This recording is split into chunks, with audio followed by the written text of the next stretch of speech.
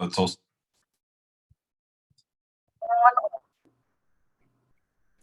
good morning, good afternoon, good evening around the world. My name is Doug Brunke. I'm the founder and CEO of Global Chamber. We have an essential conversation today with a new member of Global Chamber. The co-owner of the firm Big Red Jelly is with us today. He's both the co-owner and account manager, Josh Weber. He helps companies scale, be more successful through a series of different marketing approaches. And what's really cool about what they do is it's a full scale marketing strategy and branding and then implementation. So all of those are key aspects of companies being more successful. So we're going to have him give a presentation, and then there'll be time for questions in the second half. If you have questions along the way, and feel free to both introduce yourself, but also ask questions, and then raise your hand, and we'll get to those questions in the second half. Josh, it's really great to have you as a member, and I look forward to learning more. You're from a part of the world that's very important to me. I would say the office I had when I was working in Orem and Provo area was the second best office I ever had. Nice. It overlooked the valley of Provo and the mountains there. The Wasatch Front unfortunately had the big Y on the hill there that was a little bit, referring to BYU and being a University of Utah graduate, but the mountains being covered by snow and the constant changing of the weather there, and that beautiful area all along the Wasatch Front from south all the way through Provo and the Utah County Valley, and then over into across Point of the Mountain into Salt Lake Valley. If you haven't been to Salt Lake, those of you in the audience, please do it. It's an amazing location, whether it's skiing or just hiking or just sightseeing. It's an extraordinary place. It's a great place to be innovative, and undoubtedly, Josh, you tap into that scenery and the activity for being creative with your clients. Huh. Well, thank you, Doug. I appreciate it. Let me, if anyone is in the Utah area, you find yourself near Salt Lake, hit me up on LinkedIn. I'll take you skiing, right? I'll be patient. I'll be patient, I promise. Are you a skier? I am, yeah, I'm a skier. So, at least I claim to be. But so one of the greatest fun places that we would go to for usually anniversaries was Sundance, which is very close to Provo, as you know, right? But for those of you there, Robert Redford, the actor, has a property and a ski resort. I don't know if he sold the resort, but beautiful rustic place up Provo Canyon, not very far, probably 15 minutes from your office? Yeah, 15. It's amazing. So yeah. Love it. What a great location you've got. So let's hear more about Big Red Jelly and marketing and scaling and what it takes. And so we're looking forward to learning more today. Yeah, so I'm excited, you guys. Like Doug said, if people do have questions, I like when people speak up, cut me off, what have you. But if not, I'm just going to cruise through. So, but what I wanted when thinking about this presentation and kind of what I wanted to talk about, I like practical tips, tricks, things you can implement this week, whether it's in networking, your personal brand, your website, that are actually going to lead to better results. And those results might be more growing your network, more sales, improving the size of client or customer that you have, et cetera, et cetera. So let me kind of give you a little bit of background about who we are, Big Red Jelly. This is the team right here. Like Doug mentioned, we specialize in branding and building the foundations that companies and personal brands need in order to have future marketing success. So when I was thinking again about what I wanted to talk about today, I want to talk about specifically the things that I think most entrepreneurs, personal brands, just professionals get wrong when they're growing their business or growing their brand, right? And usually what people get wrong is they kind of skip these really important fundamental steps about their personal brand or their business brand or they skip steps in the kind of online experience or their website, and they kind of go straight to growth, right? They think, okay, it's time to grow, right? That's marketing, that's networking, advertising, and then you don't get the results you were looking for. It's probably because you skipped the foundational points of building your brand, right? So that's what I want to kind of focus in on, because I think it's, especially as we head into 2023, this year, we're going to talk about why I think branding and personal branding, whether you think you have a personal brand or not, I think is going to be imperative, especially with some of the new technologies that have come out, right? So this right here just, again, represents our process here at Big Red Jelly. We really believe in building that foundation and being methodical in branding and then building. And if you do those two things right, you will grow. That's the formula: brand, build, grow. Okay. All right. So again, if anyone has any questions, please do cut me off. I want to talk first about brand. Okay. I think there's a lot of misconceptions here. Branding, and this can apply to, I'm not sure how many people here are business owners. Maybe you want to start a business, or you are a business owner, entrepreneur, or if you're a professional, you fill a role in your organization. Either way, you're either thinking about your business brand or your personal brand. So no excuses here. We all have a brand, whether we want to accept it or not. And if we don't design our brand, it's going to be designed by someone else or the community or our followers, right? So we want to design our brand by what we choose instead of by default, right? We don't want default settings here. We want to set up our brand how we want to be set up. Okay, so before I do though, I want to share some interesting facts. Okay, I was doing some research last night.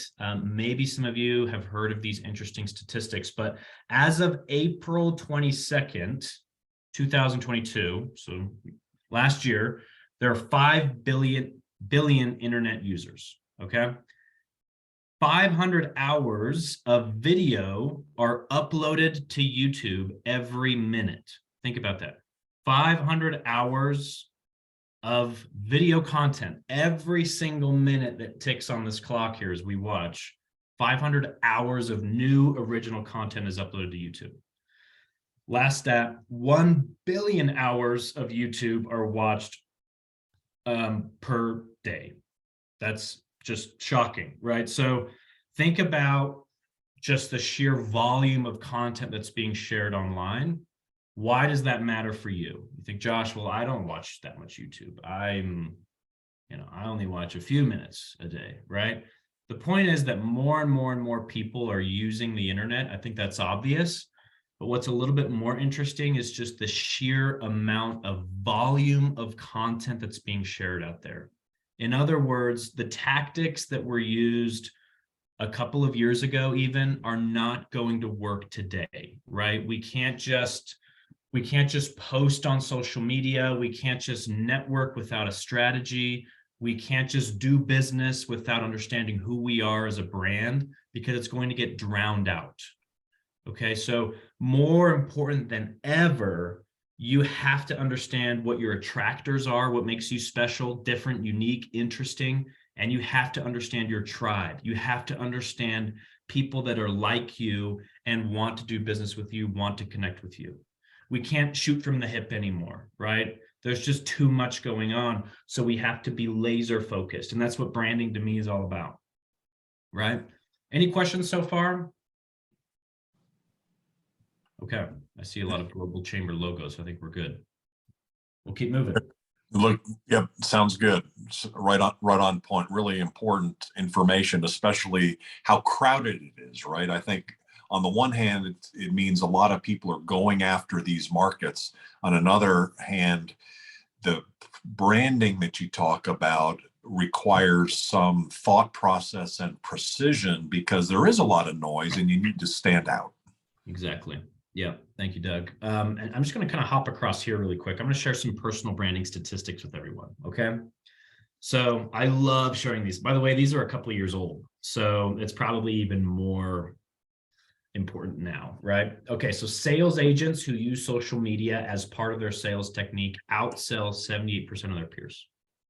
Okay, now, no, we're not all in sales, but aren't we all in sales? Aren't we all trying to sell something, right? So that's an interesting statistic. 77% of consumers are more likely to buy from a company when they hear about it from someone they trust.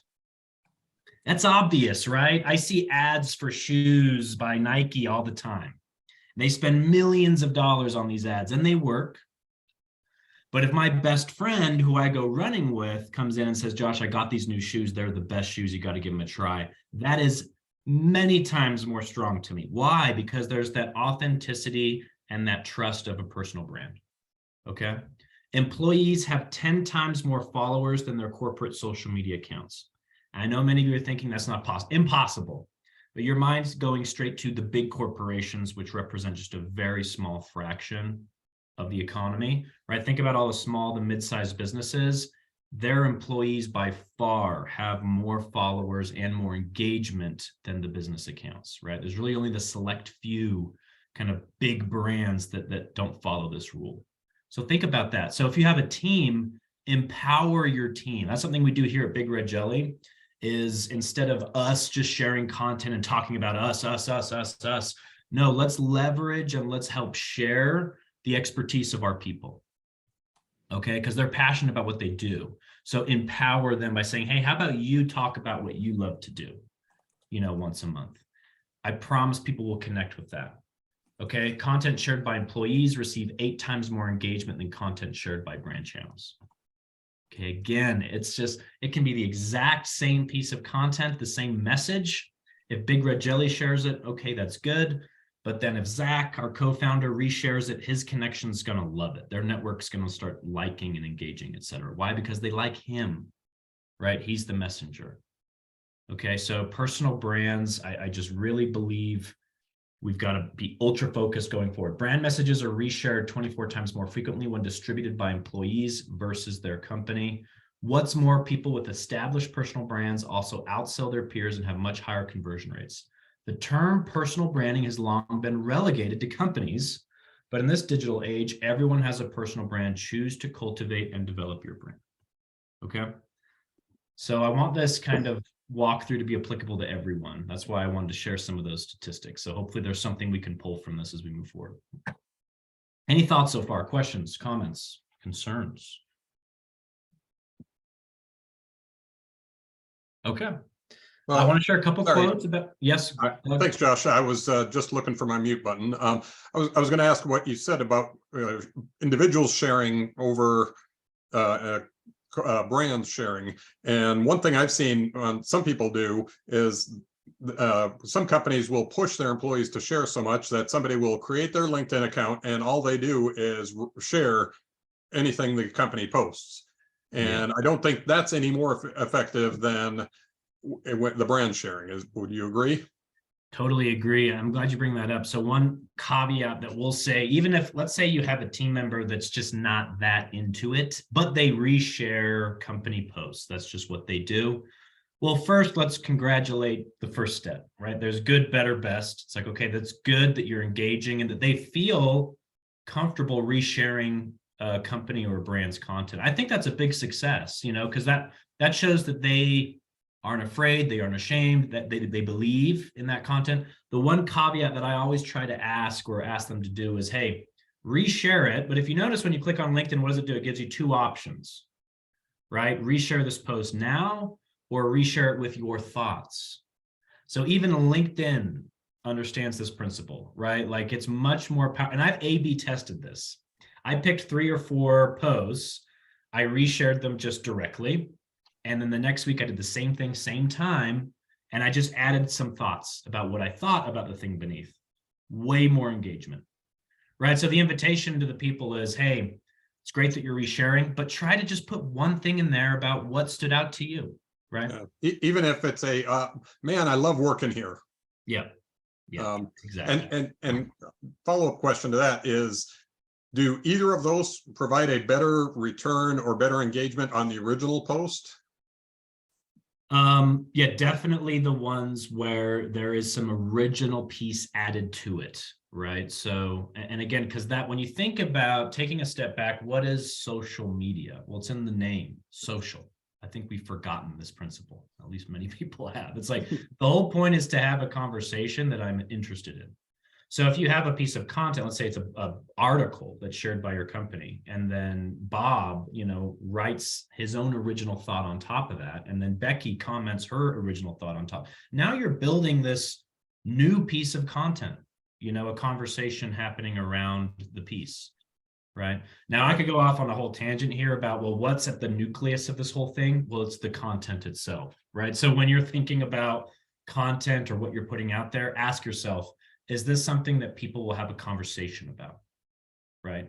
Is this something that my tribe or my followers, the people that like what I talk about, are they going to be interested in talking about this, right? Right. Thank you.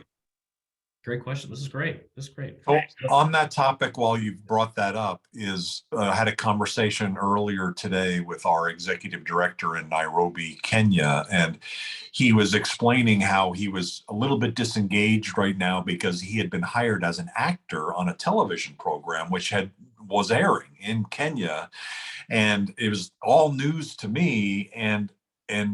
I said, well, I haven't seen anything on that. I haven't seen anything in LinkedIn or what you're doing. Because he was like, I want to, I got to get back into Global Chamber. I love what we're doing. And I said, well, I think it's a positive thing, even though it's a different thing than Global Chamber, it's something about you and what you're doing, and that will generate some interest. So my recommendation to him was that he post it, in LinkedIn and share it out there. So you mentioned about getting people to talk about it. So is talking about something like that, even though it's off center with the brand to some extent, also a positive? 1,000,000%, Okay. I think there's one big thing. I'm glad you brought that up, Doug, because going back to the sheer amount of content that's being added, who's heard of Chat GPT? Yeah. And the AI tool that was just launched, and it's just absolutely incredible. I mean, this thing can spit out a movie script in a couple of minutes that's 100% original. It's a scary thing. It's an exciting thing. What does that mean for us, though? In my opinion, well, I think something that's probably, I'm pretty sure, if I was a betting man, which I am, this is what's going to happen. There's going to be a lot more content. So that content curve I was talking about, well, now you have AI and machines that produce more content. So what does that mean for us? Are we just going to try to battle this volume game? We're going to try to fight the machine and how much? No, it comes back to authenticity, which is what Doug mentioned, right? So that's why, again, giving people a glimpse into your personal life, I'm a huge fan of that, right? Let's take my real estate agent, for example. I don't work with Jesse. His name's Jesse. I don't work with Jesse because he's with Direct Homes. I work with Jesse because I like the guy. He's a great guy and we get along. I could care less about Direct Homes, the company he works for, right? And so I enjoy seeing what he's up to. So that's that next level relationship that we all need to start building, because that's what makes us human. And I think that's what makes us unique. So as AI becomes more and more popular, strategy and creative and those human elements are going to become more and more and more important. So start getting in the habit now. Start getting in the habit of being a little uncomfortable, but giving people a glimpse of who you are on LinkedIn social. You'd be surprised how many people connect with that. Right. Two quick things on that. One is at our last event last night, one of our speakers out of New York, who's a expert on innovation and communicating innovation, she said the data she said is if you just tell somebody some fact versus storytell, put a story around it, the storytelling has 24 times more likely that it'll be remembered. And so I think we're also kind of delving into that issue, right? Is in terms of that humanity, the storytelling part creates hooks in your brand that they can't get by just stating the facts. Right. Yeah. Like your picture of your team, you can talk about your team, but then you can show the picture of the team, and that creates a connection that is hard to explain in just simple words. I love that. Yeah. There's a reason I like to start with this stuff. Isn't it interesting? Like whoever's given a presentation before, and it doesn't matter the subject, for me at least, and I know a lot of people will sympathize with this. Let's say someone's giving a presentation on, financial planning, right? It is a topic I want to learn about, but they have a slide about them and their family and then their hobbies. I wake up, I'm instantly intrigued. And so when people include those things and then they lead into their expertise, it's so much better. So there's just these little things we can do, but for some reason it's ingrained in our mind, like, oh, no one cares let me skip straight to the numbers. It's like, no, wake me up a little bit, like show me, give me a little bit of background, right? Exactly. And you mentioned Chat GPT. We actually have an event next week from our Global Chamber Manila chapter where we're talking more in depth about that. So just for if anybody's interested to learn more, our executive director in Manila is a technology leader and expert, and he's pulled together a variety of experts to talk about where that is. Clearly, huge change in the world, not just in the technology world. And so thank you for bringing that up. And if anybody would like to learn more, check out our agenda for next week. I think it's the 25th or 26th. Sign up for that. It may not be an ideal time for the US viewers, but if you sign up, you'll get a recording for it, and we'll go from there. But thank you for bringing that up as well. Yeah, just really quick, and then we'll keep going forward on Chat GPT. I love these tangents that we're on. This is awesome. But I was talking to last night, I was talking to the dean of the business school at Westminster. It's a college here in Salt Lake. And we're talking about Chat GPT, this AI tool. And he was having a faculty meeting with leadership of the university. And they were talking about, well, how is Chat GPT going to influence, the university learning structure? What's this going to do? Now kids can write endless papers in a split second with Chat GPT, and there's no real way for them to know if it is. So while they were having that discussion, one of the faculty members was on Chat GPT and said, write an honor code for our university. And he plugged in some information. And within 2 minutes, it gave back a full 20-page honor code for Westminster College. And it was equivalent, if not better, than the one they already had in their policies. So it's like, it's that level of intricacy. So again, it calls us back to, well, gee, okay, more content, more volume. It's accurate. I've got to leverage my authenticity and the human elements of who I am, i.e. my personal brand. All right, we have a hand raised here. Stephanie? Hi, yes. Thank you so much for sharing. I have a question in regards to brand.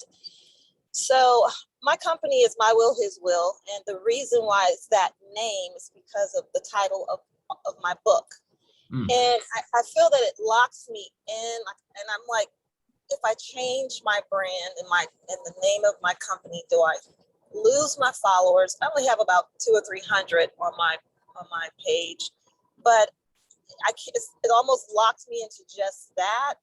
And I was just, and it's hard to market My Will, His Will, My Will, His Will. I mean, I have other products that I sell and they have different names. Yeah. But I think sometimes we can have the wrong name or brand and it locks. So just wanted to get your thoughts and feedback around that.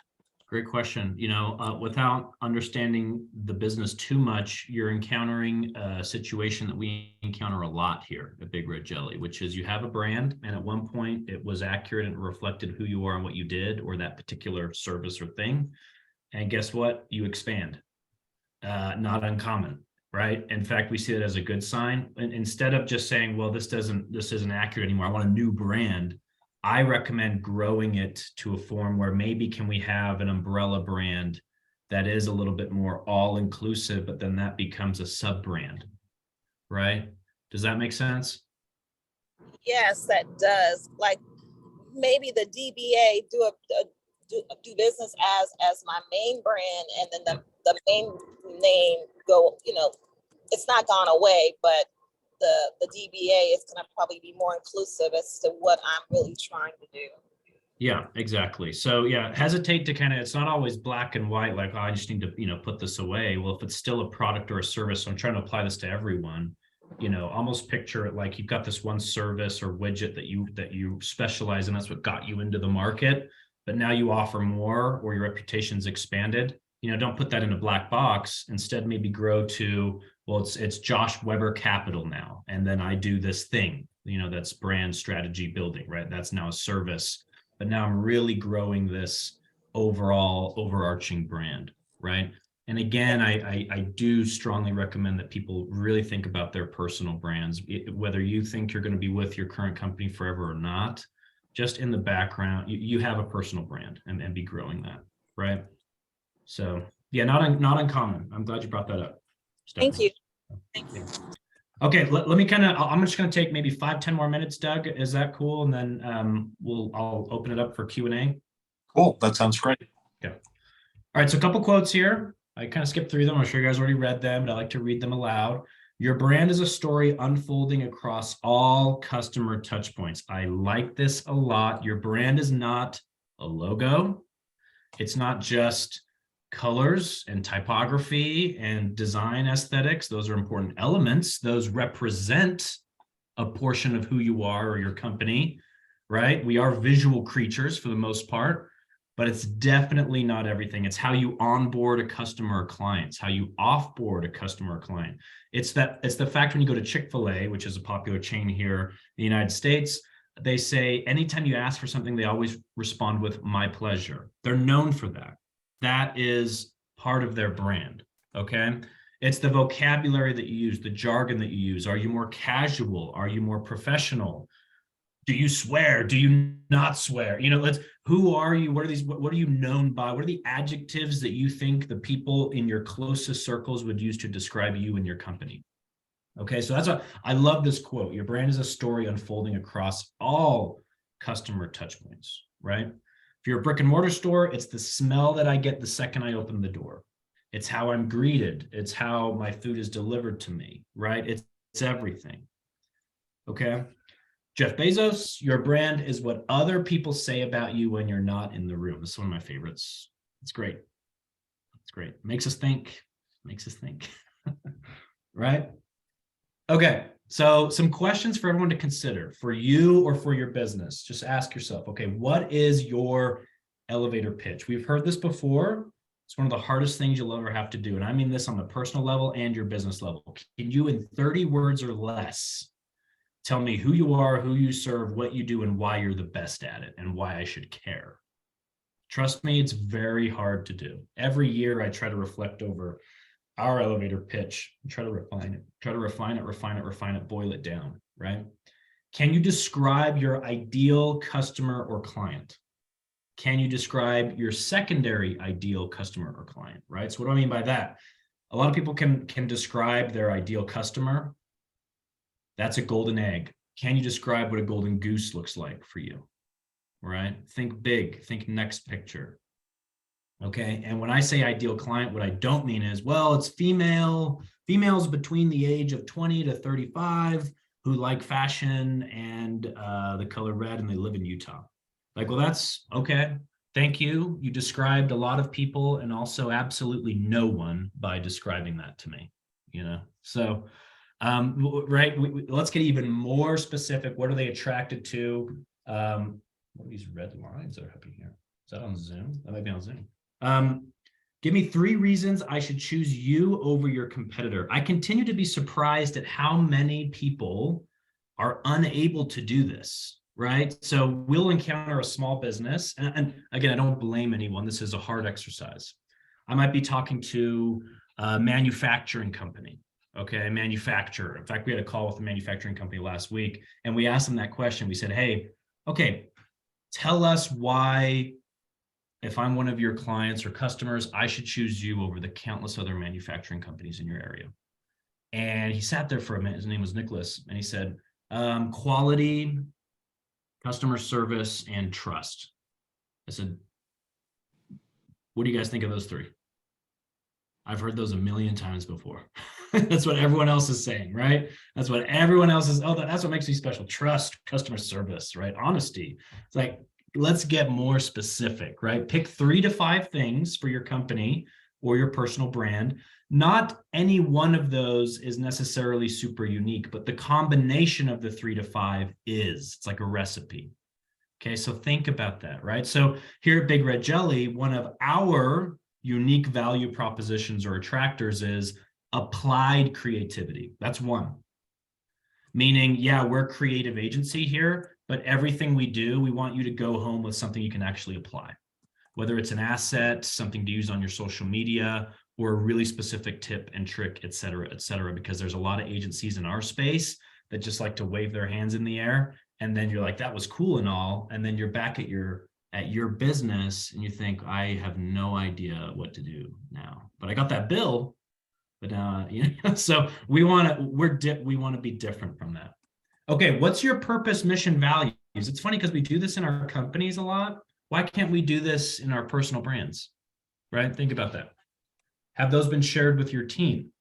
Would they all give the same answers? If you were to walk around your company or your teams or your network and say, hey, tell me what our vision is, are you going to get different answers? What that tells me, if you do, everyone's rowing, everyone's working, you're in a canoe together, but you're all rowing in different directions.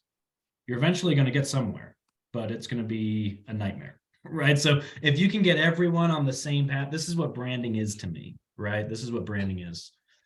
Then you can represent this by a logo, which at that point really becomes an icon of everything we're talking about here. Like that's what that represents to me now, right?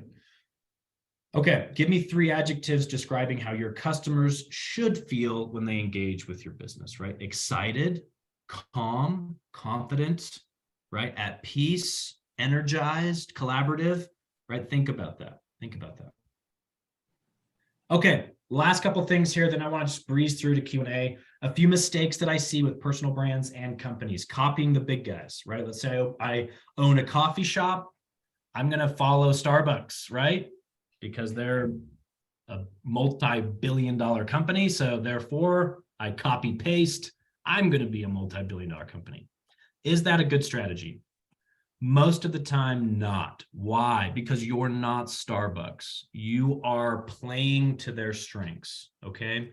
Anyone who's played sports here or any competitive event, and you have a rival and they're really, really good at this one thing, and you're not yet, you're going to just try to beat them at that thing. No, you've got to find a different strategy, right? So I use the coffee shop example because we had this conversation with 2 young ladies who were launching a coffee shop here in the local area. And that was their strategy. They're like, well, we're just going to be very similar to Starbucks. I said, okay, so slightly overpriced coffee, amazing Wi-Fi, amazing consistency, and an ad budget in the tens of millions. Does that sound like you? And they're like, no. Okay, then what are we doing? Right? But as we dug deeper, we started to see that, oh, okay, they were actually more interested in the slightly more mature demographic of people who like to take way more time and read while they were enjoying their coffee, because they're also avid readers and they're right next to the library. So now there's a bookstore corner and now they have their coffee. Guess what? Starbucks doesn't have books. They're trying to get you in, get you out, despite the fact that they do have amazing Wi-Fi, but everything's situated in a way that it is still fast casual. So they're starting to dig deeper of who they are. And now they're doing very, very well, right? But they're not trying to compete against Starbucks. So again, right? Don't copy the big guys. It's not always a good idea. Okay. Your team can't read your mind. Again, you have a vision, share your vision with your team. Consistency, personal brands, business brands. I see this a lot. Once you've solidified who you are, sure, you can mix it up every now and then, but try to be consistent to who you are. Okay. You and your customers probably don't agree. It's always interesting. I see a vision of a business owner of who they think they are. And then I go and survey their customers. I get very different answers. When's the last time you talked to your clients and asked them these questions, right? Hey, how do you feel when you interact with my company, right?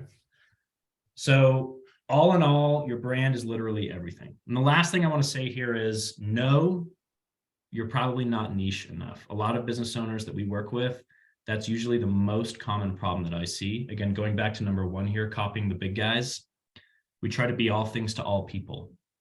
And going back to the volume problem that we talked about, that's just not going to work. You've got to get more focused in on, well, what is my specialty? What am I most passionate about? Who's my ideal customer? Once you get that, niche down even more. Big Red Jelly used to be a full service marketing agency, and we were growing, but then we decided to niche down once COVID hit. It was a really rough period. A third of our clientele had to close their doors and stop paying in the space of 10 days. And we said, now's as good a time as any to niche down and focus on branding and building. And we did. And you can see our revenue line go exponential. It's the best decision we ever made. So consider niching, right? Okay. I could keep going, you guys, but that's all I want to do. Normally, I could go into website. Once you get your brand in place, we usually start to move into step 2, which is, okay, now let's bring it to life online via your website, social media, et cetera, et cetera. I'll share this with Doug, though, after. I like to get into like design trends. I do have a walkthrough video that I've recorded with this that you guys can watch in your own time. But I hope this gives some idea of branding is, I think, just going to be priority number 1 as we head into 2023. So take it very seriously. That's it. Any questions? Love it. That was beautiful. And it's covered so many really essential things that almost everybody gets wrong. I would say, in my own background, seeing companies, I'd say at least 80% have very basic common mistakes. And so especially with startups and companies that are re-establishing and maybe for the year, these principles are absolutely critical, and almost certainly you're doing something wrong. And then in an aggregate, as the companies maybe that you guys are working with, there's ways that we can direct them into resources like Josh that allow them to be more successful. So whether it's you directly or others that when you're confused by what they're trying to tell you, or you kind of sense that they're doing what Josh mentioned, where they're just like copying somebody else and there's nothing really differentiating about them, you have now a resource that you can turn to. Did you want to share something else, Josh? Just a couple little quick tips, you guys, for you entrepreneurs, small business owners, anyone here. I want to kind of leave you, like I promised, with some just tactical things that will elevate your brand starting this week. So number 1, I'll kind of pick a couple here, but number 3 is a huge thing. Take yourself through your customer journey regularly, right? So you've got a brick and mortar store, if you're a service professional, you run an e-commerce shop, actually walk through your door as if you're a customer. Go through the entire process and you will learn things about your brand and your process that can be improved. I do it every 6 months and I always find something, right? So be in your customer's mind all the time, right? You are your customer. Number 5, chocolate on the pillow. It's funny because we're in a digital agency. We're supposed to be very tech, which we are, I like to think, but when we write a handwritten thank you card and send it to our clients after working with us, we get the best response. Right? Or when I spontaneously hop on a client call that's a startup client, but I want to be there to maybe ask some questions, it means the world.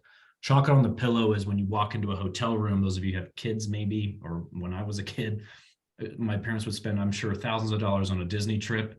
And what was I most excited about?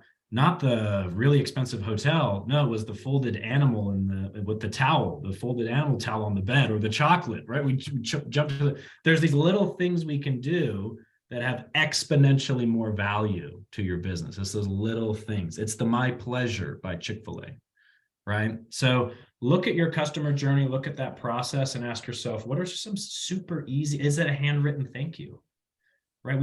I get mail all the time, but when I get a handwritten card, it's like Christmas. I don't know if anyone feels that way. It's still there. So I like that, lean into that. Again, AI can't be writing handwritten notes, right? So lean into what makes you special. I love chocolate on the pillow ideas. Finally, just like a really quick tip, who has a meeting schedule link? Who uses Calendly or anything like that? Anyone? Right.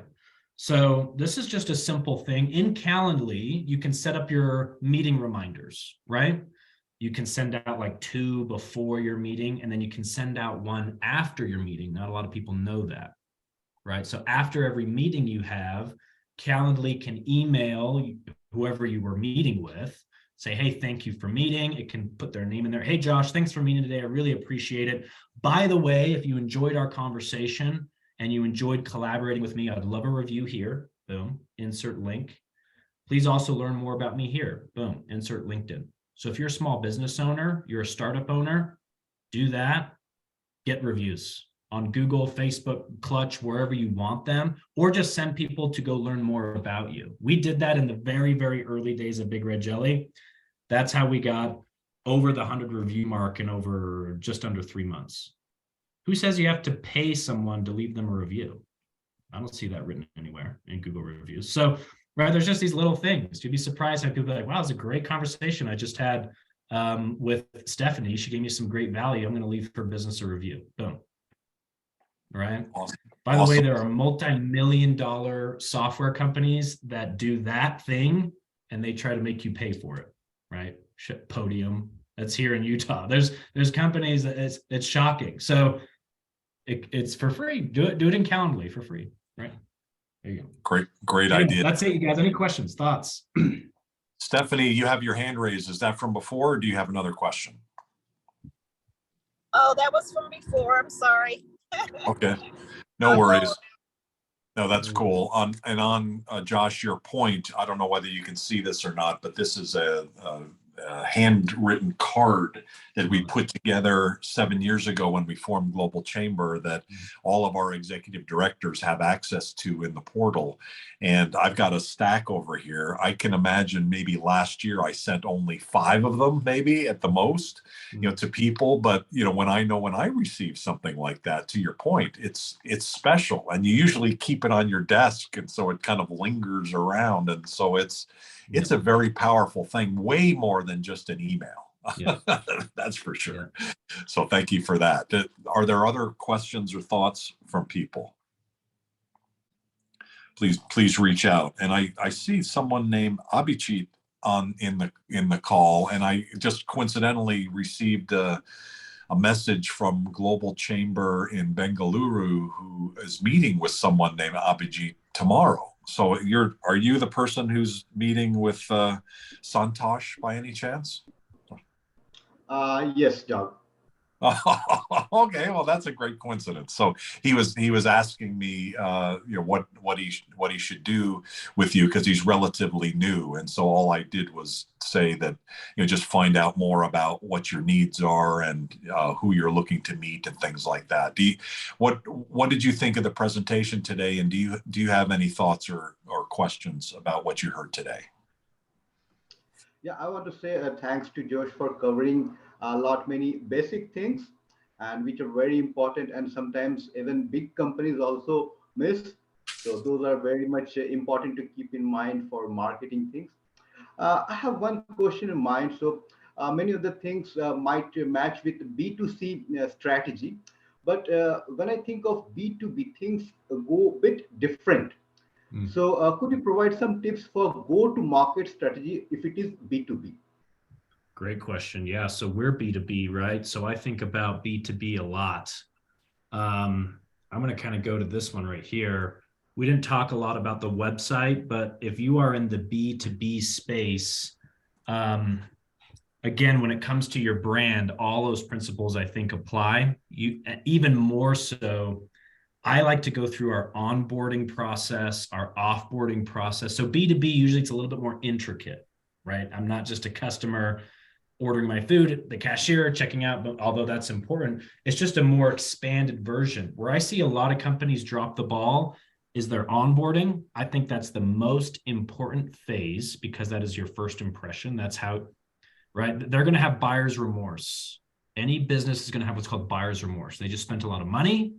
They're going to say, okay, prove to me that was a good idea. And then the company goes and does a slow onboarding. It's confusing. It's disconnected.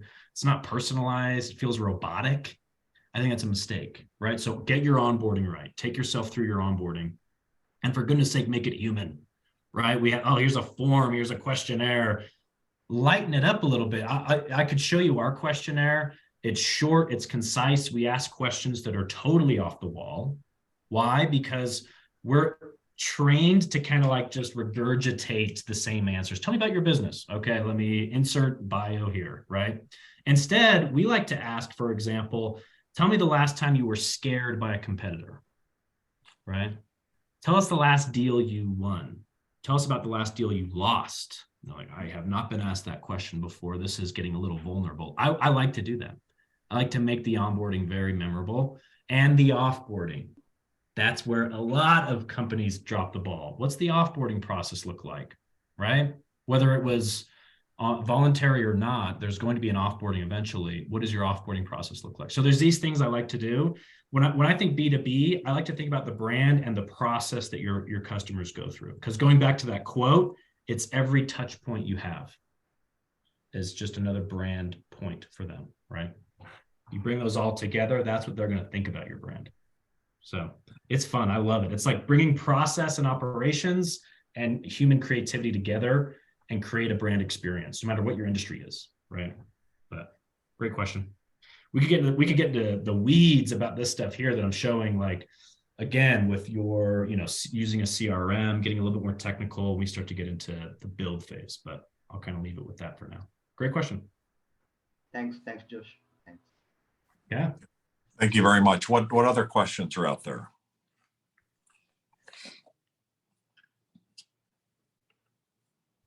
What do you think of what Josh has talked about? Do you have any additional thoughts or comments based on your own business and what you're doing? I like the fact about the personal brand. I think sometimes, I've worked in corporate for such a long time, and even with social media, getting those tidbits, sometimes I'm trying to hurry up and just share. And the value of adding more comments, I've seen it. Doug, you do an exceptional job doing that. Dana, several of our EDs and other people on our team. And what I'm trying to do is hurry up and make sure I share so people can see, and especially if I see it at the last moment. But I need to pause long enough, even if it's just one sentence, add value. So I appreciate you sharing that. And then the personal brand.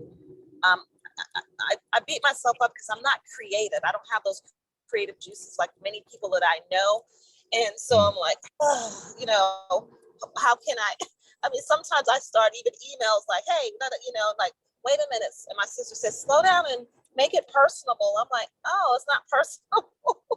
So just the tidbits, that you shared, the nuggets that you shared, I really appreciate it. And I find it very valuable. And, I'm going to challenge myself to implement some of the things that you shared with us. So thank you. Thank you for your time. Love it. Yeah, just a quick example on that, Stephanie. Again, there's a gentleman I was working with a few years ago. He's a financial advisor, very successful.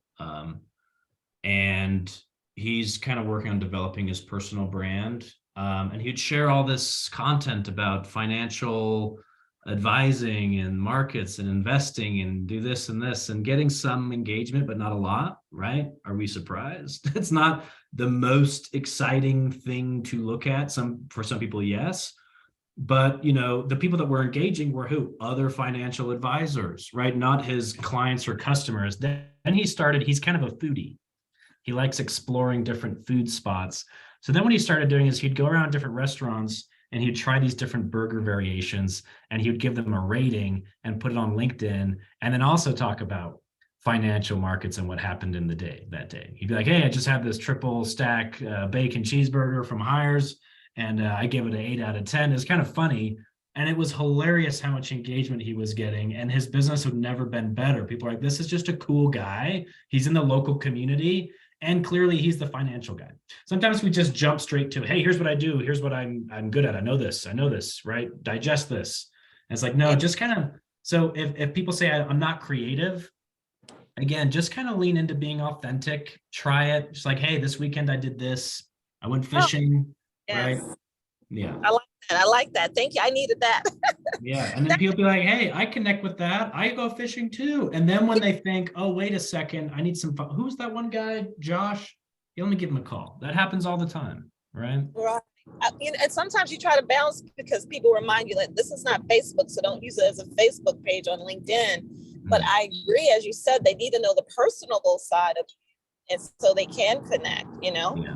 Yeah. So Business thank is you. life. Business is life, and life is business. And I don't believe in this black and white, this is strictly for this is strictly for this. I think that's the old traditional way of doing things. It's what we tell our employees here is bring your whole self to work, right?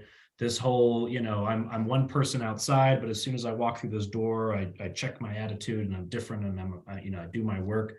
No, if you had a crappy day yesterday, it's okay. Bring it in here. If you had a great day, bring it in here. Like this whole work Right. life, personal life, it's all life. So Oh, hey, I just paid you an emoji money. So in the chat, I sent you some I'll take emoji it. money. I'll take it.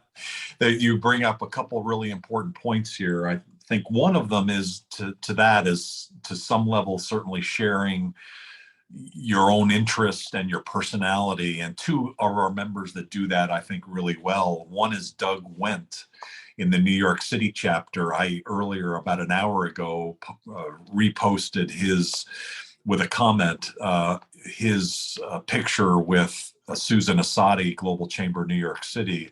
And he every day posts stuff about New York. He loves New York, and Queens, and who loves Queens? So like, come on. But he loves Queens. And when he travels, the pictures themselves aren't, like photoshopped or anything. They're real. He's Doug Wendt isn't just a character, and it makes him very memorable. And then we have a member, Ken Wasilek of EM Wasilek and Associates. They help exporters based out of Wisconsin. He's in Madison, and he is a foodie.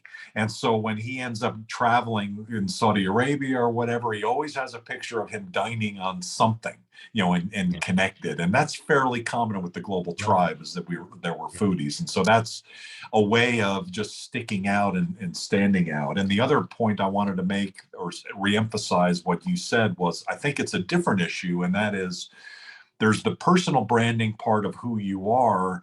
We as Global Chamber, I think, are very much aligned with you, what you talked about, Josh, with Big Red Jelly. Is part of your brand is understanding your clients, asking questions. And so we tend to think that we have to spend the time being on stage and telling people stuff. And that's not the answer. The answer is the question that you asked, which I wrote down, which I think is awesome. Tell me about the last deal you won.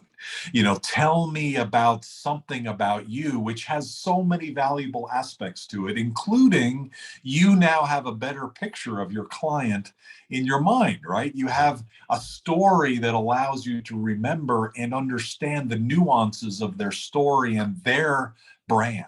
And maybe to help them understand what their brand is. So Stephanie, when you were talking about what you were articulating, so much of what we are and what you are is the questions that you ask of the members. And that's really where a lot of the power is, or at least that's what I took from what you said, Josh. How much of that do you relate to? Does that make sense?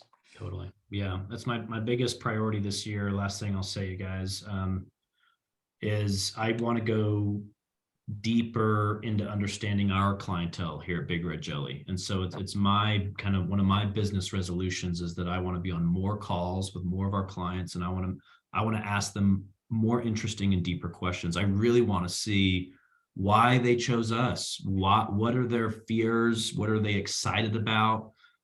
Because that's what's going to give you strength and give you way better marketing success if you just are on the exact same page as your client and you just become your client, you become your customer, right? Then all of a sudden these marketing campaigns and content and advertising strategies all become much more apparent because it's just, you know who you're talking to. So we can all learn more. About each other. We think sometimes we get into this false sense that marketing is all about like output and content and images and logos and names and things like that. And I think my important takeaway here from you today is, yes, that is important. But if you've done this other groundwork and you support it with things like what you're talking about, then it's 100x, 1000x much more valuable than just a simple graphic or words on a page. Well said. Yep. So we only have a couple minutes left. How about we close the room by maybe any other additional comments that you'd like to make in conclusion? Anything else maybe we forgot? And of course, how we can contact you. No, that's it, you guys. I blabber on a little too long sometimes, but I would love to connect with all y'all on LinkedIn, honestly, you know, and go from there. So I want to learn more about you. I'm excited to be involved. You know, shout out Doug for putting this together, and just look forward to it. So let's collaborate. Thank you so much for your time and efforts. Great presentation today. We haven't had one this good on marketing for quite a while, so it's been really refreshing. So thank you very much. We'll definitely get this out to the community around the world. And thank you all for attending today. And if you're watching this on video, you know, Josh can be contacted at Big Red Jelly. Is it bigredjelly.co? Big.com. Yeah. Go to bigredjelly.com. You can find me on there. Email me, josh@bigredjelly.com. Any of these kind of more practical tips you want to dive into, I'm happy to chat just for kicks and giggles. I love to collaborate. I love to help out fellow entrepreneurs, collaborators, professionals. Let's do it. These are basic tenets for whether you're a startup, a mid-size or a larger company, whether you're growing across town or growing around the world. So thank you, Josh, for sharing today. Have a great rest of your day. Everybody also as well. And we'll talk to you next time. Take care, everybody. Thanks, guys. Cheers. Thanks, Josh. Thank you.